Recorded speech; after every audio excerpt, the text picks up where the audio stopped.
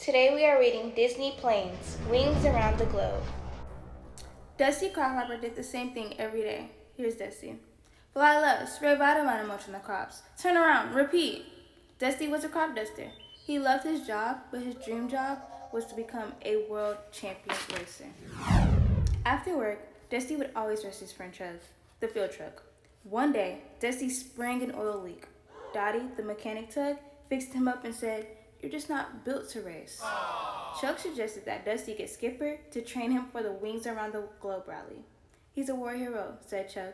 "They say he flew hundreds of missions." But the old plane refused to help. At the tryouts, Dusty was nervous.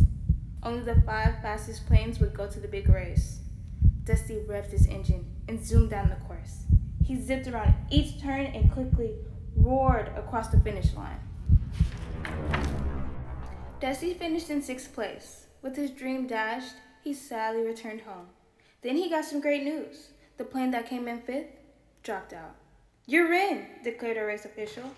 Dusty's friends cheered. Skipper finally agreed to coach Dusty for the race.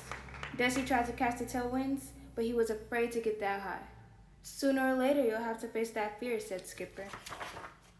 In New York, Dusty met Bulldog, the snooty British plane, El Chacabrapa, Mexico's mass champion, and Nisani, the sleek racer from India.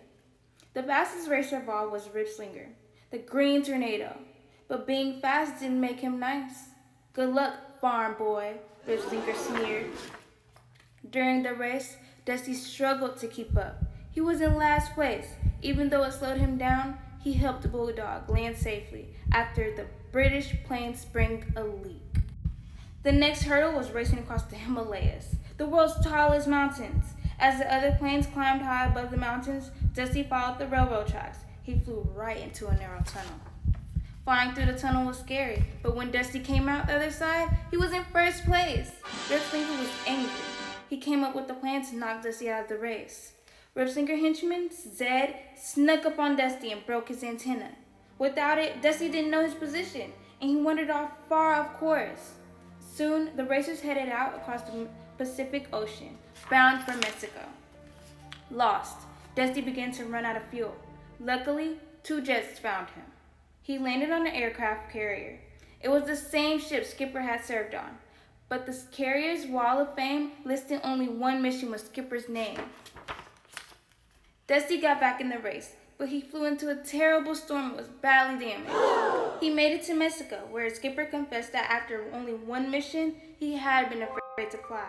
"You have to try," said Dusty. "You taught me that." Dusty was still in need of repairs. One by one, the other racers gave Dusty their spare parts. "Now I can fix you," shouted Dottie. During the final leg of the race to New York City, Zed and his buddy Ned tried to knock Dusty out of the sky, but Skipper came to the rescue. "Skipper!" yelled Dusty. "You're flying!" "Thanks to you," Skipper said. "Now go get him." Dusty flew as fast as he could to catch Rip Slinger. He knew the time had come. He pulled his nose up and found the courage to fly higher than he ever thought he could. The strong tailwinds rocketed Dusty forward, just like Skipper said they would. He shot past Rip Slinger and crossed the finish line. Dusty won.